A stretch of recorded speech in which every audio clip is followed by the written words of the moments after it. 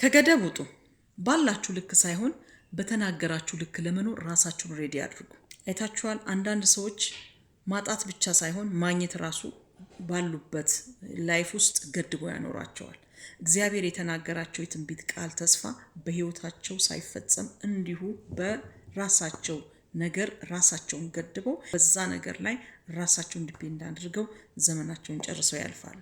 ያ አይደለም። እግዚአብሔር የተናገራችሁ የትንቢት ቃል ተስፋ እንዲፈጸም ከፈለጋችሁ ባላችሁ ልክ ሳይሆን በተናገራችሁ ልክ ለመኖር ራሳችሁን ሬዲ አድርጉ። አይታችኋል።